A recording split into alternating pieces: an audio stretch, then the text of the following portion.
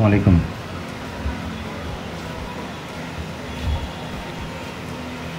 ধন্যবাদ সবাইকে।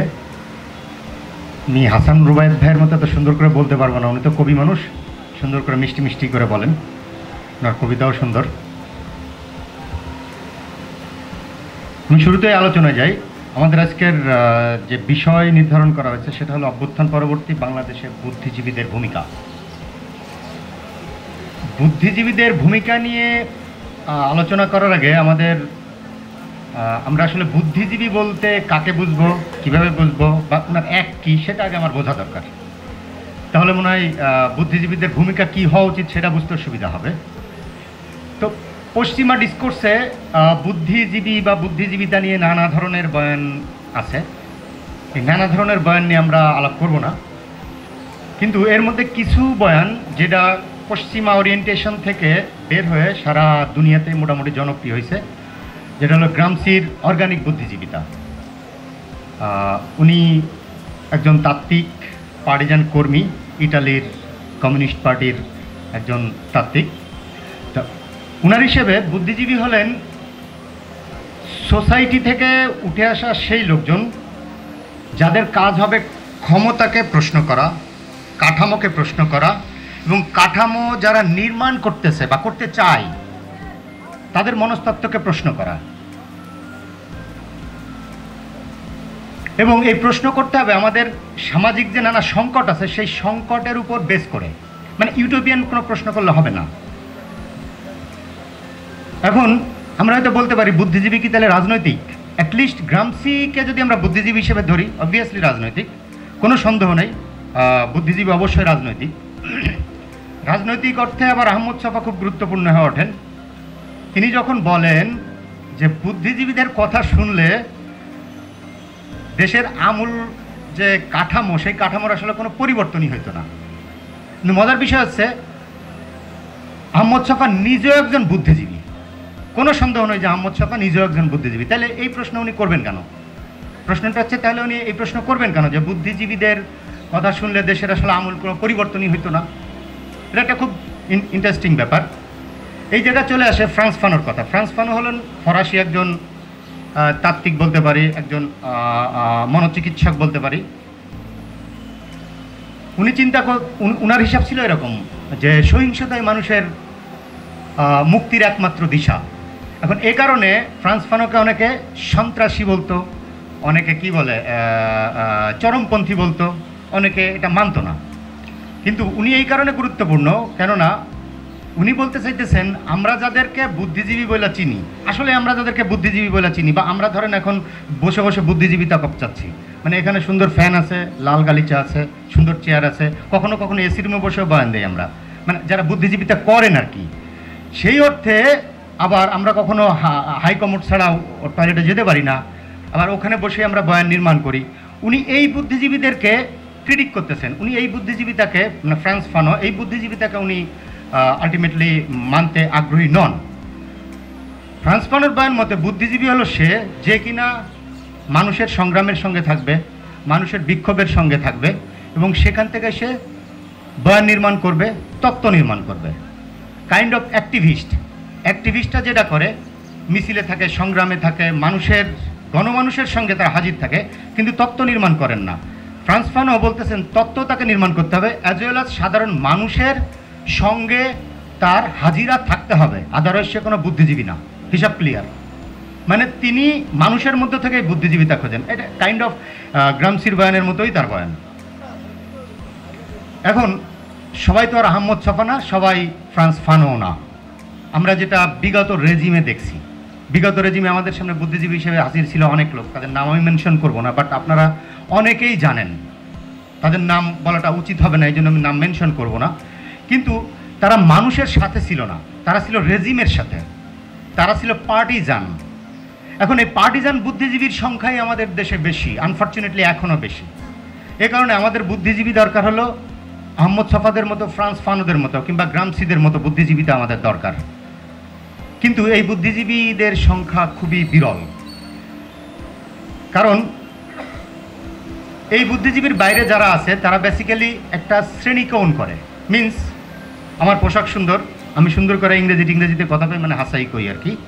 তো ইটস মিন আমার একটা আভিজাত্য আছে, আমার একটা স্ট্যাটাস আছে, সেই স্ট্যাটাসে আমি সেখান থেকে সিঁড়ি দিয়ে নিচে নামতে পারি না, নিচে নামতে চাই না। এখন আমাদের মতো যে এই বুদ্ধিজীবীতা, এই বুদ্ধিজীবীদেরকে মানে এই বুদ্ধিজীবীদেরকে আমরা বলতে চাই বা আমরা বলে থাকি যে এরা বেসিক্যালি কি বলে মানুষের সংগ্রামের সাথে নাই, এরা বেসিক্যালি মানুষের চাওয়ার সঙ্গে নাই, মানে এদেরকে বুদ্ধিবৃত্তিক হটকারী প্রবণতা সম্পন্ন বুদ্ধিজীবী বলা যেতে পারে।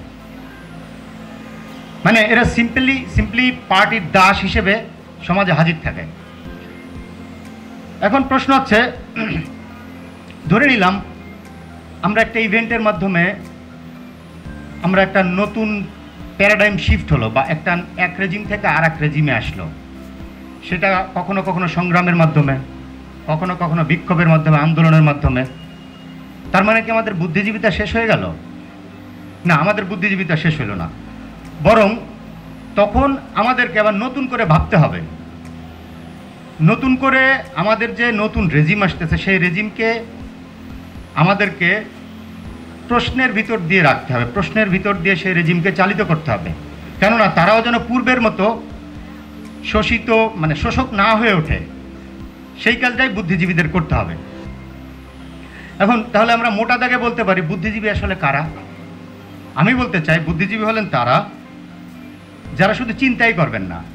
মানে বুদ্ধিজীবী বলতে আমরা বুঝি যে তারা একটা বুদ্ধি উৎপাদন করবেন, চিন্তা করবেন, মানে এরকম একটা ব্যাপার। আমি বুঝাইতে পারতেছি না হয়তোবা, কিন্তু আমার মতে বুদ্ধিজীবী হলেন তারা যারা শুধু চিন্তাবিদ না, বরং সংকটের মধ্য থেকে তত্ত্ব উৎপাদন করেন এবং প্রচলিত ন্যারেটিভকে ভাঙেন এবং নতুন ন্যারেটিভ গড়ে সেই ন্যারেটিভকে আবার প্রশ্ন করেন। তারাই হলো বুদ্ধিজীবী। মানে ফ্রেডরিক নিৎসের ভাষায় যে সেই হলো বুদ্ধিজীবী যে কিনা আপনার জয়ের জন্য আপনার হয়ে যুদ্ধ করে, আবার আপনি যখন জয়ী হয়ে ওঠেন তখন সেই আপনাকে আবারও প্রশ্ন করে। এইটাই হলো বুদ্ধিজীবিতা। আমি এভাবে হিসাব করতে চাই।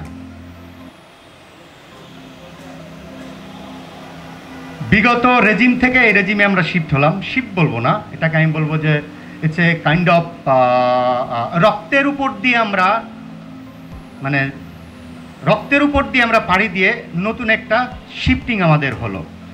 এখন বুদ্ধিজীবীদের আমরা আসলে যেভাবে দেখতে চাইছি সেটা কিন্তু আমরা আসলে পাইনি।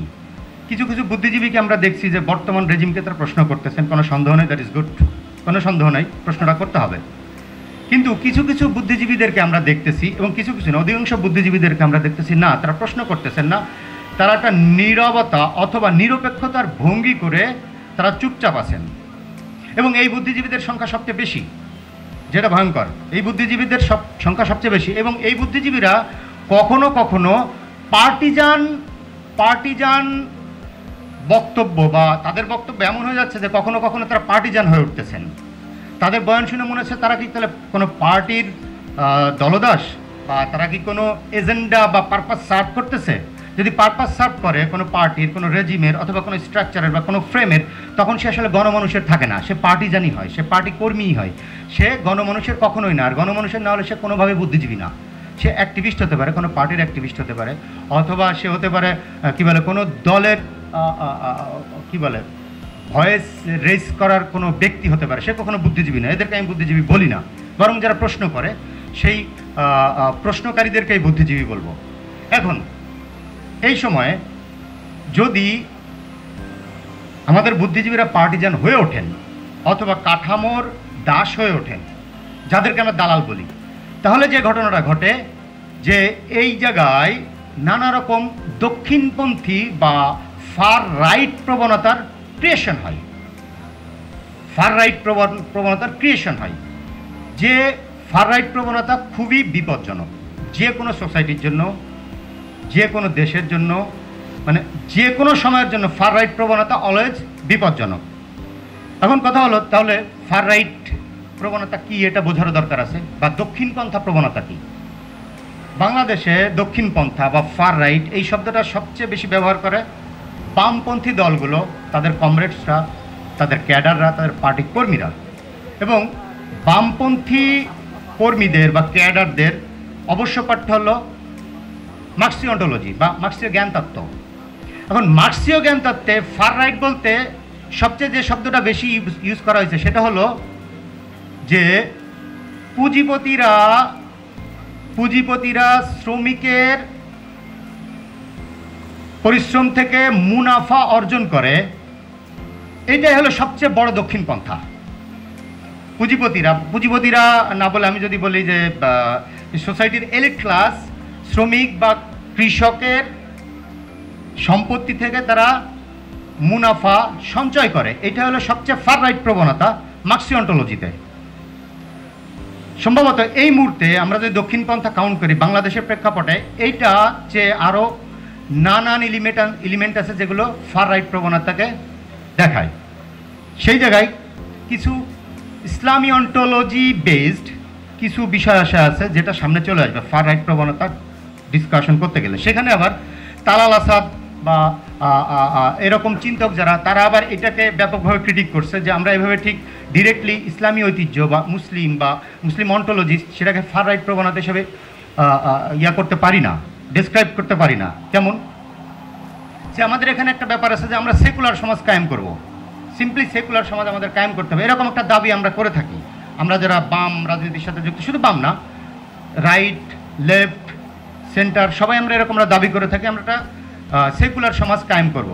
কিন্তু তালাল আসাদ বলতেছেন সেকুলার ইটসেলফ একটা দক্ষিণপন্থা, কেননা সেকুলার সেও নিজে একটা ঐতিহ্য, সেই ঐতিহ্য আইসা এখানকার যে এক্সিস্টেন্সিয়াল ঐতিহ্য সেই ঐতিহ্যকে শোষণ করার চেষ্টা করতে, সাপ্রেস করার চেষ্টা করতে। সুতরাং সেকুলারিজম ইটসেলফ যদি এটা শোষণ আকারে এখানে হাজির হয়, মানে আপনাকে মানতেই হবে সেকুলারিজম, এই কথা যদি বইলা আমরা সেকুলারিজম কায়েম করি তাহলে সেকুলারিজম ইটসেলফ একটা দক্ষিণপন্থা।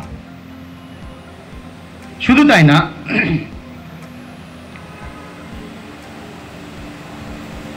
সেকুলারিজম বা আধুনিকতা যেটাকে বলতেছে, আধুনিকতা যে কোনো ঐতিহ্যকে খারিজ করে, অথচ আধুনিকতা নিজেও একটা ঐতিহ্য, ইউরোপিয়ান ঐতিহ্য, যেটাকে আমরা বলি ইউরোপিয়ান ঐতিহ্য। ওই যে দীপেশের একটা বই আছে না, কি যেন ভুলে যাচ্ছি আর কি, তো সেখানে তো সে পুরোপুরি এটা দেখাইছে, এটা নিজেও একটা ঐতিহ্য, মানে এটা একটা ওয়েস্ট থিওরি।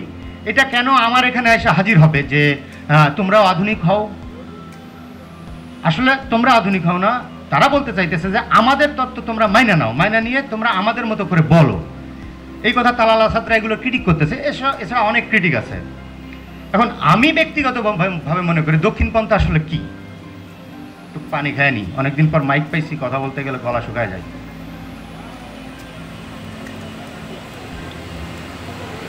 এটাই বালাপগুলো আসলে একটু বোরিং লাগে, আমার নিজেরও বোরিং লাগে শুনতে, আপনারা যে কত কষ্ট করে শুনতেছেন এটা একটা বিপজ্জনক ব্যাপার। এনিওয়ে, আমি ব্যক্তিগতভাবে দক্ষিণপন্থা হিসেবে মনে করি হলো এরকম যে আমার দেশে নানা সমস্যা আছে ভাই। আমার দেশে দারিদ্র্য আছে, চাকরির ক্রাইসিস আছে, আমার এখানে কি বলা যায়, এরকম নানা ধরনের সমস্যা আছে। কিন্তু এই নানা ধরনের সমস্যাকে স্কিপ করে যখন আমি শুধু খুবই পপুলার একটা বিষয়কে নিয়ে যখন আমি খুব প্রচারণা করি, তখন সেটা হয়ে ওঠে দক্ষিণপন্থা।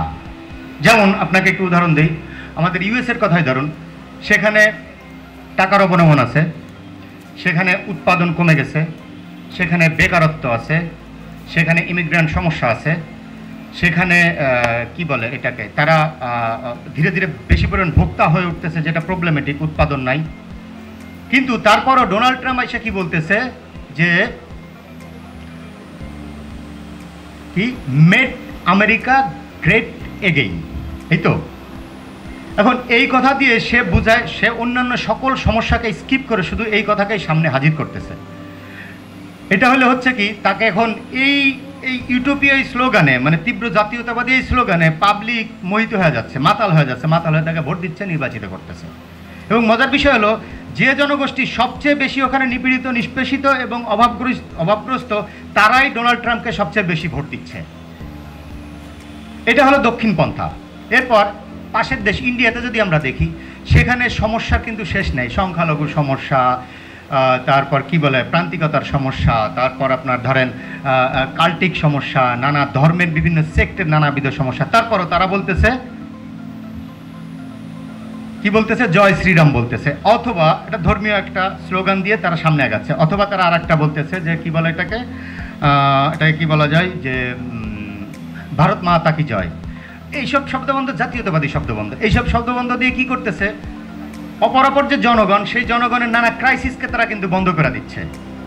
এইসব সিম্পল ঠুনকো এবং জাতীয়তাবাদী তীব্র ন্যাশনালিস্ট স্লোগান দিয়ে এই লোকগুলোর ভোট তারা কাউন্ট করতেছে, ভোট কাউন্ট করে তারা ক্ষমতায় যাচ্ছে। দিস ইজ কল্ড সাউথ, মানে দক্ষিণ পন্থা।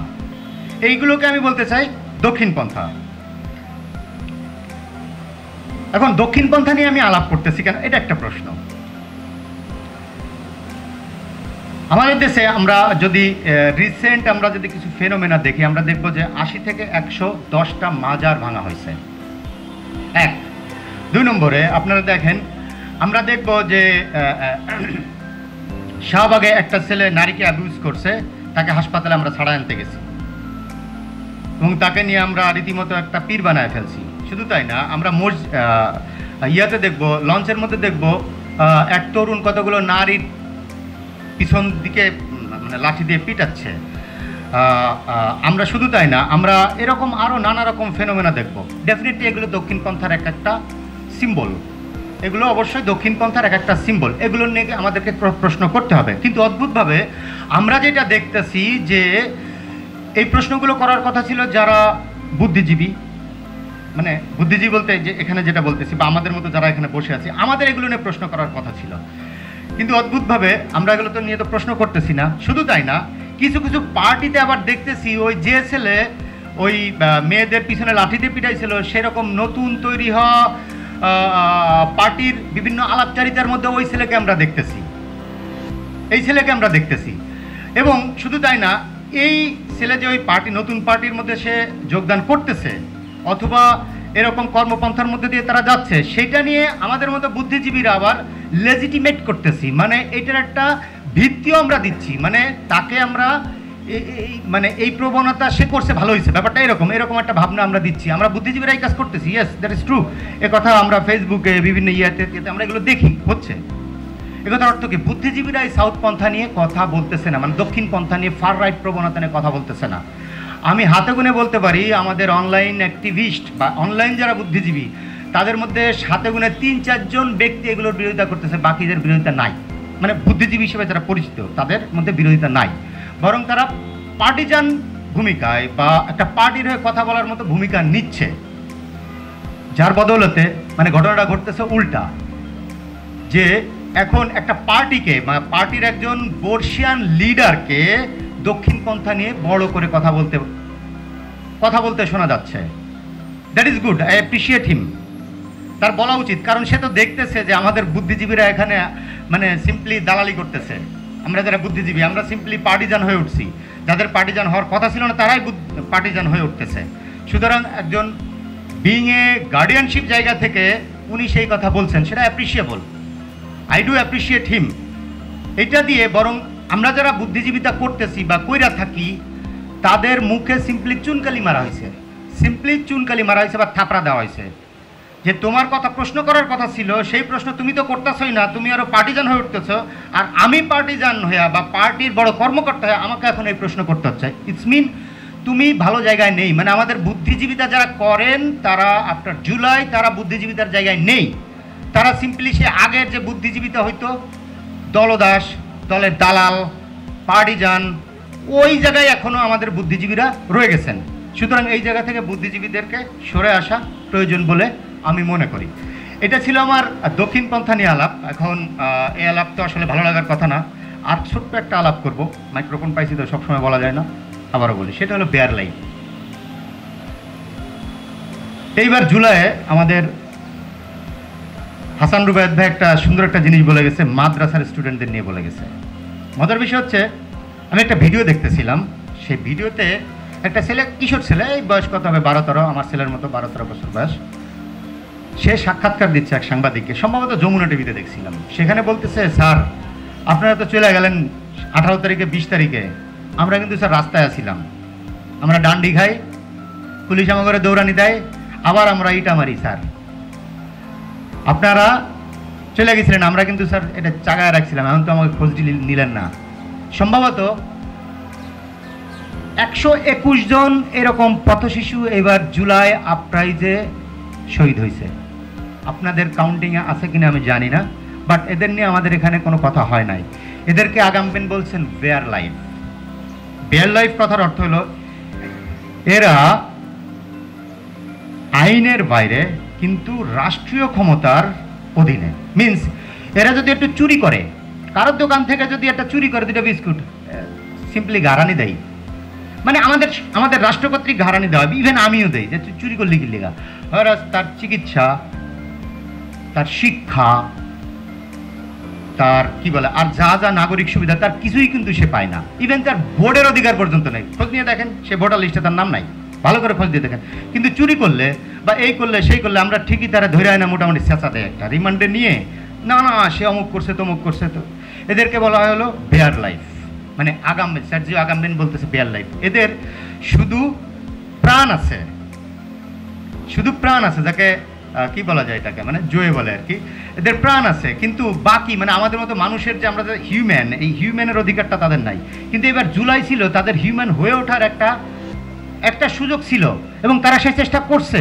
ব্যাপারটা এরকম না যে আগের ছাত্রলীগ যেমন টাকা দিয়ে টোকায় ভাড়া করে আনতো, তাদেরকে আপনি ভাড়া করে আনছেন। উত্তরায় আমরা যখন মাঠে ছিলাম সেখানে আমরা অসংখ্য এরকম লোক দেখছি, তাদেরকে তো ভাড়া করে আনা হয় নাই ভাই। মানে তাদের মধ্যে টেন্ডেন্সি ছিল তারা মানুষ হয়ে উঠতে চায়, তারা যে একটা বেয়ার লাইফে আছে তারা মানুষ হয়ে উঠতে চায়। এদের নিয়ে আমাদের এখানকার পার্টিজান বুদ্ধিজীবীরা কোনো কথা বলে না, আমি এই পর্যন্ত শুনি নাই। ইভেন বিগত 15 বছর ধরে যার কথা দিয়ে, যার তত্ত্ব নির্মাণ করে আমরা এরকম ন্যারেটিভকে ভাঙার কথা শিখছি, সেরকম বুদ্ধিজীবী, কবি, চিন্তক, ভাবুক, তার মুখ দিয়ে আমি এই বেয়ার লাইফের এদের কথা শুনি নাই। তিনি বক্তব্য দিয়ে বেড়ান, আমার মতো বক্তব্য দিয়ে বেড়ান, ইয়েস, এখানে বক্তব্য দেন, সেখানে বক্তব্য দেন, তার বক্তব্যের মধ্যে ইলিউশন আছে। আমরা কখনো ফকিরি ভাবধারায় যাই, কখনো আমরা চৈতন্যের ভাবধারায় যাই, তার বক্তব্য ধরে, ইয়েস, কোনো সন্দেহ নাই। কিন্তু এই বেয়ার লাইফের এদেরকে নিয়ে ওনাদের কোনো কথা নাই। ওনারা সিম্পলি পার্টিজান হয়ে উঠছেন, ক্ষমতার কাঠামোর অংশ হয়ে উঠছেন। আই স্যালুট এই সকল ইন্টেলেকচুয়ালদের এবং আপনাদের সবাইকেও স্যালুট। ধন্যবাদ, ভালো থাকবেন।